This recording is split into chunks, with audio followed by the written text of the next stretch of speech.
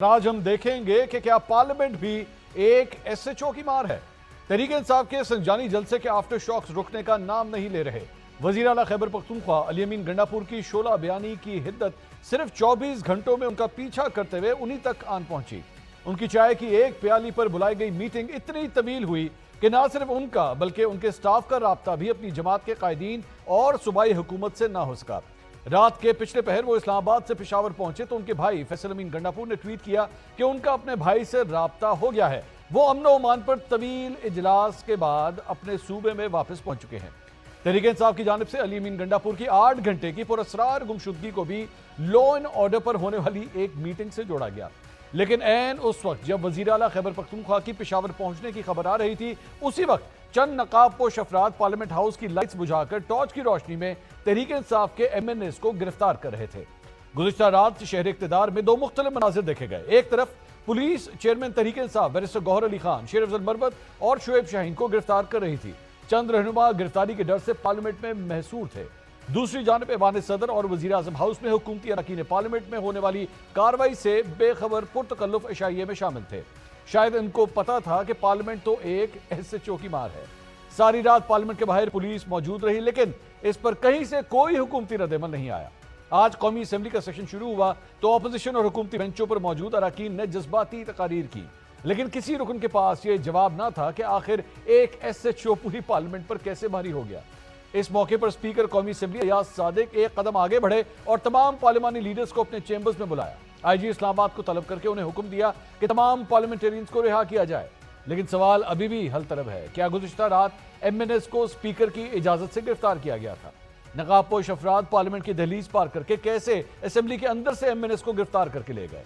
क्या यह सब हुकूमत की मिली भगत से हुआ या फिर एक एसएचओ पूरी पार्लियामेंट पर भारी साबित हुआ? हुकूमती इत्तेहादी पार्टी पाकिस्तान पीपल्स पार्टी ने भी गुज़िश्ता रात पार्लियामेंट में नकाबपोश अफराद के दाखिले पर सवाल उठा दिया। रुकने असेंबली नवीद कमर ने तो गुज़िश्ता रात के वाक़े को पार्लियामेंट पर हमला करार दिया। स्पीकर असेंबली ने भी अफसोसनाक वाक़े पर एफआईआर दर्ज कराने की बात की, लेकिन असेंबली में बैठे इन मोअज़्ज़ज़ अरकान ने अगर किसी साने पर अफसोस का इजहार करना है तो यह काम ड्राइंग रूम में बैठकर भी हो सकता है, या फिर इन मोअज़्ज़ज़ अरकान असेंबली को यह बात मान लेनी चाहिए जमहूरी हुकूमत के दौर में भी एक एसएचओ पूरी पार्लियामेंट पर भारी है। जिस निज़ाम में अरकान असेंबली का इस्तेहकाक मजरू हो और जजेस को इंसाफ की तलाश हो, तो फिर भला वहां अवाम का पुरसान हाल कौन होगा? एक सूबे का वजीर आला 8 घंटे गायब रहा तो सेनेट इजलास में खड़े होकर आजाद कबीले के सेनेटर फैसल वाडा ने जज्बाती अंदाज अपनाते हुए कहा कि आप पंजाब और सिंध आए, आपकी जुल्फों से आपको लटकाएंगे। गंडापुर को मैं कहता हूं आप आए, आपकी जुल्फों की कसम, आपकी लट से लिटा के आपको बताएंगे हम।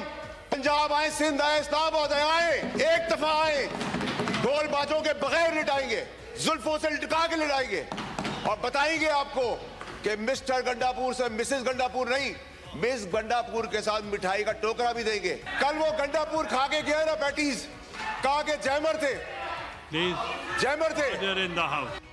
नाज़रीन, संजानी जलसे के बाद भड़कने वाली आग के शोले ने कौमी असेंबली और सेनेट को अपनी लपेट में ले लिया। सियासतदान आपस में दस्तो गिरबां हैं।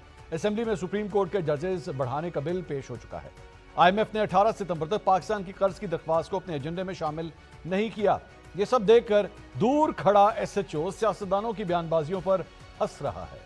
अब उसे सियासतदानों की बेबसी कहें या सिस्टम की मजबूरी, पार्लियामेंटेरियंस ने अपनी इज्जत एक एसएचओ के यहां गिरवी रख दी है। आखिर एक एसएचओ पूरी पार्लियामेंट पर भारी कैसे पड़ गया?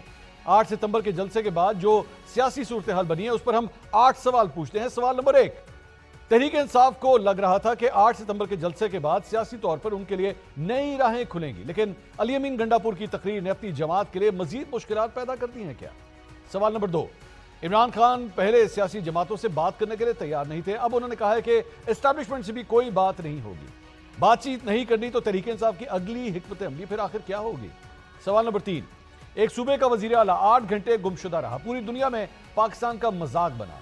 क्या कोई तहकीकात होंगी कि वजीर आला खैबर पख्तूनख्वा 8 घंटे कहां रहे? सवाल नंबर 4, पार्लियामेंट के अंदर से गिरफ्तारियों पर हुकूमत खामोश है, मौजूदा हालात में हुकूमत आग पर पानी के बजाय तेल क्यों छिड़क रही है? सवाल नंबर 5, पाकिस्तान में कई बार आइन को तोड़ा गया, खिलाफ वर्जी की गई, सिर्फ एक जलसे की शराइत पर अमल न करने की वजह से एक जमात के खिलाफ क्रैकडाउन करने का क्या जवाब बनता है? सवाल नंबर 6, पार्लियामेंट की बालादस्ती की बात की जाती है, स्पीकर पार्लियामेंट का निगरान होता है, क्या पुलिस ने कार्रवाई स्पीकर की इजाजत से की थी? सवाल नंबर 7, हुकूमत की तरफ से बार बार कहा जाता है कि हर इदारा अपनी हदूद में रहकर काम करे। इस्लामाबाद पुलिस ने पार्लियामेंट में घुसकर अपनी हदूद से तजावुज किया। क्या एक FIR दर्ज होने से मामला दुरुस्त हो जाएंगे? सवाल नंबर 8, अली अमीन गंडापुर ने फौज के बारे में जो कुछ कहा, तहरीक इंसाफ ने उसकी तौसीक कर दी। तहरीक इंसाफ अब एक मुकम्मल मज़ाब्ती बयानिया लेकर क्या चलेगी?